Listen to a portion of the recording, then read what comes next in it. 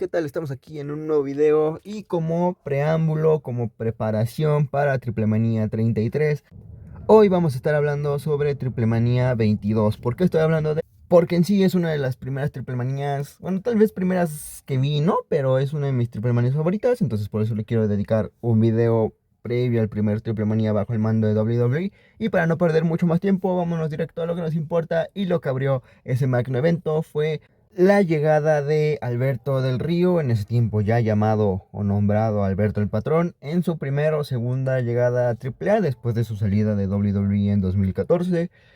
Básicamente dio una promo hablando sobre que se sentía muy cabrón de regresar a AAA y de regresar a México a luchar, de toda la polémica que había rodeado su salida de WWE, de la cual no voy a hablar porque puede dar para otro video, pero pues básicamente se dice que fue un tema de discriminación. Y pues básicamente fue eso, que se sentía muy orgulloso de regresar a AAA. Y fue interrumpido por Conan y el hijo del perro aguayo, quienes básicamente se dedicaron a tirarle hate, de que pues si no la armó, bueno, que más bien AAA en ese tiempo era diferente según a WWE, que en AAA no se hacían señas estúpidas como el You Can See Me, el Yes de Daniel Bryan y tal. Y el hijo del perro aguayo ofendió y empujó al padre de Alberto el Patrón a dos caras. Y Alberto dijo que pues no podía hacer nada porque al parecer en ese momento todavía estaba activa la cláusula de 90 días en donde no puedes competir, y se la pasó por los huevos para presentarse en Triplemanía. Y pues básicamente esa fue la historia del primer segmento y el último segmento, del que vamos a hablar un poco más tarde.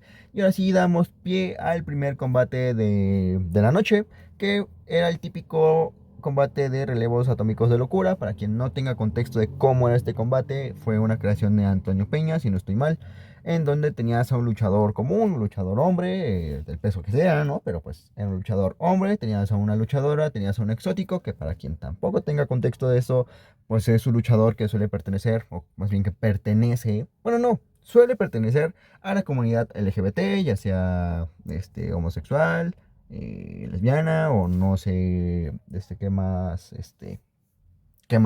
orientación sexual tengan de ese estilo. Y digo suele porque no siempre suelen ser parte de la comunidad, sino que luego son pues luchadores heterosexuales que nada más están actuando, ¿no? Y también se une un luchador mini a cada equipo. En este caso, los equipos eran conformados el primero por Aerostar, Jennifer Blake, Mascarita Sagrada y Pimpinela Escarlata, que se enfrentaban a Mamba, Mini Abismo Negro, Sexy Star y Superfly. Sorprendentemente, esta historia, este combate tenía historia. Por lo general, los combates de relevos atómicos de locura no tenían tanta historia. A lo que yo me acuerdo, en ese momento, Aerostar y Superfly seguían con su rivalidad por el tema de las máscaras. De hecho, no me acuerdo. Yo tengo el recuerdo de que Superfly luchó con máscara, pero también, según recuerdo, Superfly había perdido la máscara 6 7 meses antes, ¿no? Entonces estuvo medio raro. Pero estaba la historia donde Superfly había traicionado a Aerostar. Estaba el tema de Mamba y Pimpinela Escarlata, que habían tenido historias en las Independientes de México y la habían trasladado a AAA. Y de ahí, pues Jennifer Blake y Mascarita Sagrada, por parte del equipo técnico, pues estaban como para rellenar, para tener a su representante correspondiente. Y lo mismo por parte de Mini Abismo Negro y Sexy Star, si no estoy mal. La lucha en sí, pues, es la típica lucha que ponían para iniciar Triplemanía, para calentar motores, para que la gente se metiera al ritmo de los combates, y que fuera de eso, pues no tenía nada mega espectacular. La victoria en este combate se la llevaron los técnicos, que era algo casi que recurrente en todos los relevos atómicos de locura, que pues los técnicos se llevaban la victoria. Y después pasamos al que para mí genuinamente es el primer combate importante de esta edición de Triplemanía, que es la lucha por el campeonato crucero, que se estaba unificando al mismo tiempo, bueno, que se estaba unificando con el campeonato fusión, y que pues, básicamente terminaban en un campeonato crucero, ¿no? El campeonato fusión dejaba de existir. Y pues Daga llegaba como campeón crucero y Fénix como campeón fusión, sí, Rey Fénix, el actual luchador de WWE. Y tenían como retadores a Angélico, Australian Suicide, Bengala, Drago, Jack Evans, Joe Líder, Pentagon Junior y el hijo del fantasma, que era actualmente Santos Escobar. La lucha fue caótica en muchos aspectos. Siento yo que, bueno, para empezar, la lucha se manejó en que iba a ser por eliminación. Y ojo, también hay que aclarar que al parecer Ricochet estaba anunciado para ser parte del combate, pero al final no pudo tuvo problemas con su viaje y no pudo asistir al evento y fue cambiado por Drago. Eso es algo que yo desconocía hasta que apenas busqué la información del evento para hacer el video. Y ahora sí, pasando al tema del combate, fue un combate bastante caótico. Para aclarar, yo estuve presente en esa edición de Triple Manía, tal vez también por eso le tengo bastante cariño, pero centrándome en el combate, fue un combate caótico, ¿no? Porque por momentos como que no se entendían muy bien las reglas y aparte como habían muchos retadores, se hizo raro, ¿no? Al final era un combate por eliminación, entraban todos de vergazo y se iban eliminando uno por uno hasta que quedaba el campeón. Entonces fue un poco caótico ver cómo se eliminaba a uno de este momento y en 5 segundos se eliminaban al otro. Fue medio raro, hasta eso estuvo bien el combate, fue un combate que a mí en su momento me gustó y que hasta estos tiempos me sigue agradando bastante. Tenía estrellas que tal vez en su momento se podría decir que incluso fueron infravaloradas por la empresa. El caso Angélico y Jack Evans principalmente, que son dos de los luchadores más infravalorados en toda la historia de AAA, a mi parecer. Daga, que en su tiempo era un luchadorazo y que actualmente lo sigue siendo, pero creo que en su momento me agradaba un poco más en esos años. Australian Suicide era una locura. Creo que en ese tiempo también tenía su rivalidad contra Pentagón, que fue el tema de las máscaras y tal. Joe Líder. Hasta eso siento que Joe Líder y Bengala fueron los que pasaron un poco más desapercibidos a lo que tengo de recuerdo. Pero pues tampoco fue que estuvieran mal. Bengala en ese momento tenía una relevancia bastante importante, ¿no? Creo que acababa de debutar el personaje y le estaban dando bastante importancia en las carteleras y tal. Entonces tuvo un desempeño interesante. Y al final el resultado fue el hijo del fantasma saliendo ganador y convirtiéndose en el nuevo campeón mundial crucero. El resultado no me molestó, de hecho yo hubiera preferido tal vez en ese momento a justamente quienes les dije, a Angélico o principalmente Jack Evans.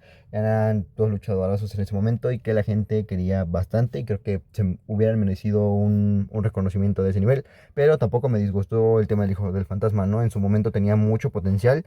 Creo que yo jamás lo terminaron de explotar. Años después tuvo sus intentos por ser megacampeón, pero siento yo que jamás lo terminaron de explotar como luchador, como parte de su roster. Pero por lo menos ese logro fue bastante bueno ver cómo lo conseguía. Después pasamos a un combate por el título Reina de Reinas entre Taya y Fabi Apache. Sí, Taya es Taya Valkyrie, la pareja de John Morrison, Johnny Mundo, como lo, lo conozcan. En sí no me acuerdo bien cómo se estaba manejando la historia, pero sí tenía historia, ¿no? No es como la lucha de esta triple manía que fue anunciada nada más por sus huevos. La lucha hasta eso estuvo muy bien. Fabi Apache por muchos años fue la mayor representante femenil de AAA, la que tenía mejor nivel, tal vez junto a Sexy Star, Sexy Dulce, como la conozcan actualmente.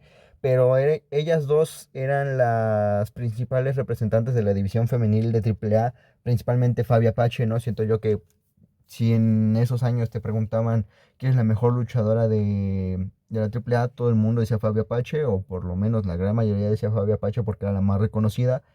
Pero justamente cuando llega Talla, da ese cambio, ¿no? Dices, ok, ya también está Talla, es alguien bastante que dio un cambio dentro de la programación de AAA y que le vino bastante bien porque creo yo que al final de cuentas ya estaban empezando a cansar las Fabi Apache y Sexy Star de siempre, ¿no? Ya llevamos años con ellas en la escena estelar de la división y siento yo que darle ese refresh con Taya Valkyrie le vino de lujo y de hecho ella se llevó la victoria en una lucha que a mí me encantó en su momento, fue una lucha bastante buena y que le tengo muy buen recuerdo.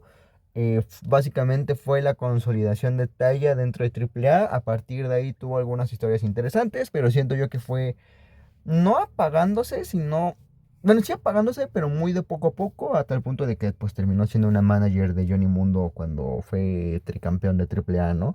Pero en este momento sí fue, siento yo que fue su pick uno de esos picks de Taya Valkyrie. Después pasamos a una lucha en jaula en donde teníamos a Electroshock, teníamos a El Mesías, a Chessman, a Averno, a Blue Demon Jr. y a La Parca, La Parca que falleció hace algunos años, en donde el perdedor tenía que perder su máscara o su cabellera.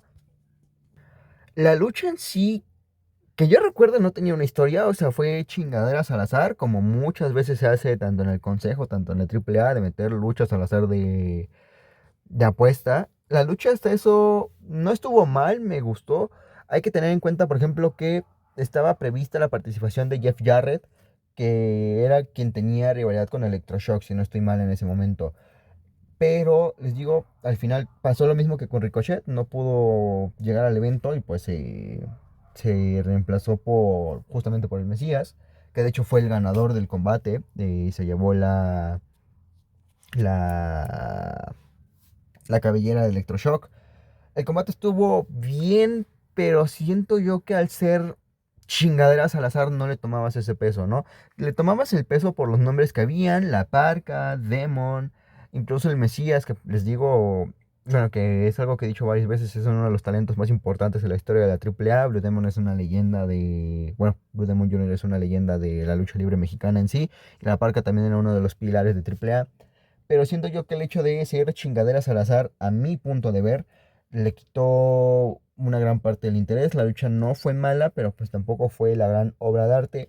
Y el resultado de Electroshock perdiendo la cabellera, pues fue un resultado meh. O sea, creo yo, viéndolo actualmente, pues era el resultado más obvio, porque pues Electroshock no ganaba ni perdía nada cortándose el cabello. Entonces era un resultado que a todo mundo le valía madres. Pero pues también el hecho de haber sido predecible era como de meh. Tampoco es como que me importe mucho el quien le quite la cabellera a Electro, ¿no? Después tuvimos otro combate de apuestas, este sí muy bien estructurado, que fue el combate entre Psycho Clown y el Tejano Jr. en un máscara contra cabellera. Y la historia que habían manejado estaba muy buena, una historia en donde Psycho Clown retaba múltiples veces al Tejano, quien en ese momento era megacampeón, uno de los mejores megacampeones de la historia, o probablemente el mejor megacampeón de la historia de AAA. Psycho Clown llevaba ya varios intentos y al final nunca podía, y se aferraba y se aferraba y se aferraba, y así se creó la rivalidad que había durado ya meses, sino que incluso cerca del año. Y de ahí pues se pactó el máscara contra cabellera para Triple Manía. En su momento yo sentí una lucha interesante. Al final yo creo que no es una lucha extraordinaria, tiene sus cosas malas, tiene sus cosas buenas.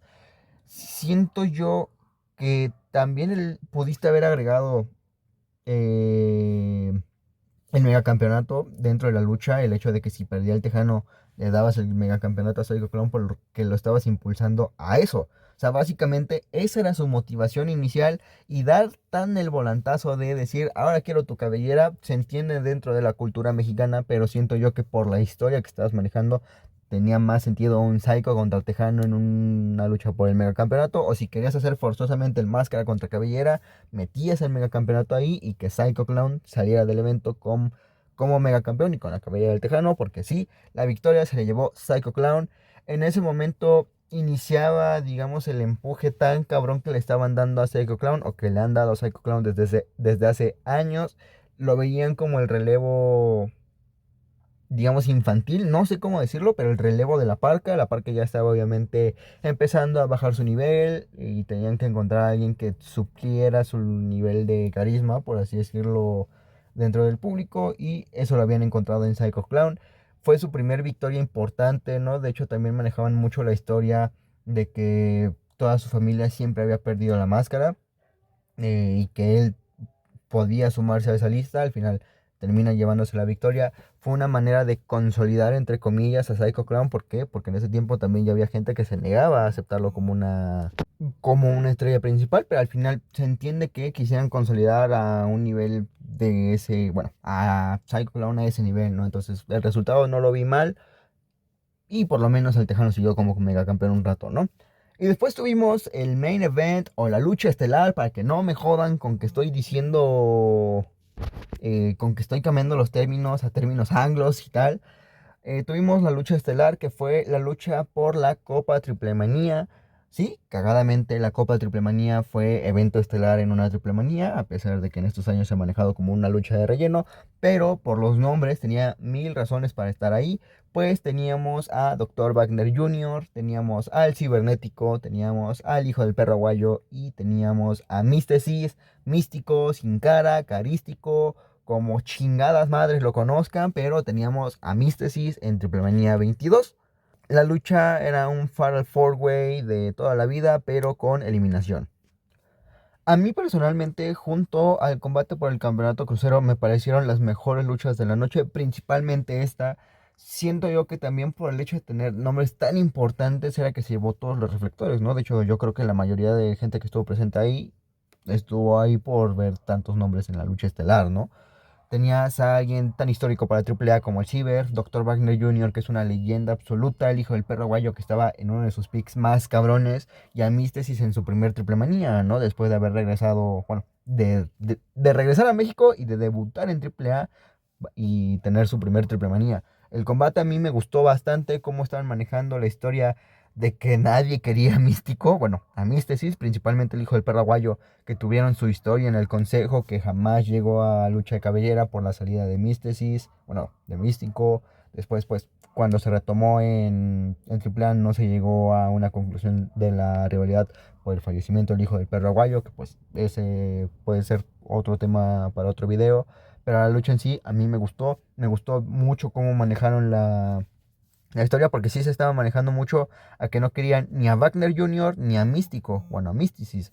¿Por qué? Porque Místicis venía de ser el extranjero a dañarse de AAA, digámoslo, y el hijo de, bueno, Dr. Wagner Jr. tampoco lo querían porque había abandonado la AAA para regresar únicamente para esta Triple Manía, si no estoy mal, ¿no? Entonces, la historia se manejó en que todos se odiaban y estuvo bastante interesante el combate, la historia de cómo, bueno, el storytelling de cómo manejaron el combate a mí me ha gustado bastante. La victoria se le llevó el hijo del perro guayo, que siendo honestos no me disgustó para nada el resultado. Creo yo que todos esperábamos a que se la llevara Místesis, pues por ser la novedad, el fichaje estrella del año, o por lo menos el fichaje estrella de inicios de año. Pero siento yo que el hijo del perro guayo lo estaban consolidando como tu máxima estrella. ¿Por qué? Porque una triple manía antes venían justamente de que el hijo del perro guayo le quitara la cabellera al Ciber. Entonces lo estaban consolidando muy cabrón como su principal estrella o de sus principales estrellas. Y estaba en un momento muy, muy, muy top el hijo del perro guayo. Lamentablemente un año después tuvimos su fallecimiento, pero les digo, ese es otro tema. Pero al final de cuentas lo estaban consolidando muy cabrón, lo estaban posicionando muy fuerte. Y obviamente también lo tenían que posicionar más por lo que estaban planteando ya con Alberto el Patrón. ¿Por qué? Porque una vez que termina la lucha aparece el patrón o Alberto el patrón para retar a un combate al hijo del perro. Obviamente con toda la polémica de que bueno, más bien el hijo del perro primero, después de ganar el combate, le empezó a tirar mierda al patrón. Sale el patrón y le dice: yo sé que no puedo competir. Les digo, estuvo raro porque en su tiempo no sabía, pero al parecer todavía seguía activo el tema de los 90 días sin competir. Él dijo como de: a ver, cabrón, vamos a agarrarnos a madrazos, hay que tener un combate. Y pues básicamente todo el mundo lo estaba advirtiendo de que no podía combatir porque se podía meter en temas legales, ¿no? Al final, pues, el patrón nada más termina haciéndole el ámbar o la rompedestinos, como le llamó él a su llave de rendición. Y así acabó Triple Manía con Alberto del Río celebrando su regreso a AAA.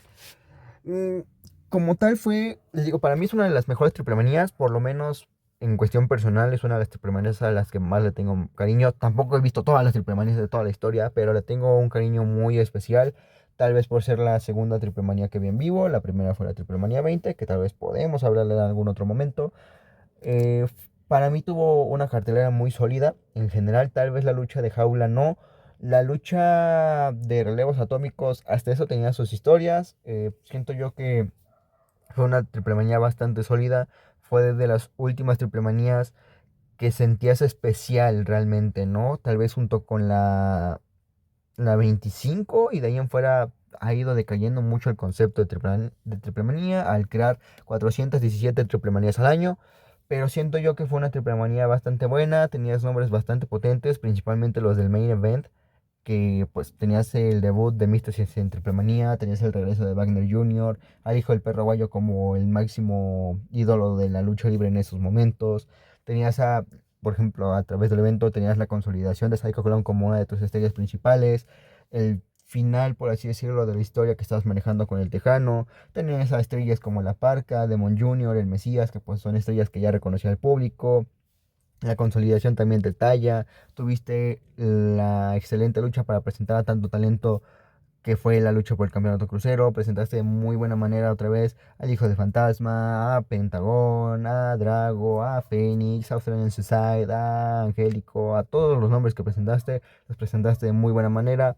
Tal vez la lucha que les digo, la de relevos atómicos de la locura, pues es la que la gente suele ignorar, pero en este caso siento yo que sí tenía una historia fuerte, principalmente la de Aerostar y Superfly, que a mí en su momento era una historia que me encantó. La manejaron muy bien y los luchadores me gustaban bastante. El tema de Mamba y Pipendela a mí no me atraía mucho, pero pues la historia que estaban manejando y que habían manejado las independientes estaba bastante bien. Entonces tenías muy buen talento y por eso mismo yo digo que fue de las últimas triple manías realmente interesantes.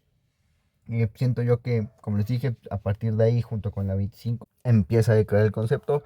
Y pues realmente esperemos que bajo el mando de AAA, pues digo de WWE, pues se retomen triple manías tan épicas, ¿no? También tenemos la oportunidad de ver más nombres diferentes en una triple manía. Entonces esperemos que las triple manías a partir de estos años mejoren muchísimo porque las últimas han dejado mucho que desear. Y pues nada, fuera de eso no tengo nada más de qué hablarles. Nos estaremos viendo mañana en mis predicciones de Triple Manía 33. Como siempre les digo, espero que les haya gustado este video. Si les gustó, déjenme un like, suscríbanse, que comenten lo que ustedes quieran, qué les pareció esta Triple Manía, si asistieron como yo asistí. No lo estoy diciendo por presumir, pero pues yo asistí, ¿no? Estaría chido encontrar gente que haya asistido a esta Triple Manía. ¿Qué les parecieron las luchas? ¿Cuál fue su lucha favorita de ese momento? ¿Qué opinan de la estelar, del regreso de Alberto a AAA? Y pues nada, como siempre les digo, nos estaremos viendo en el siguiente video.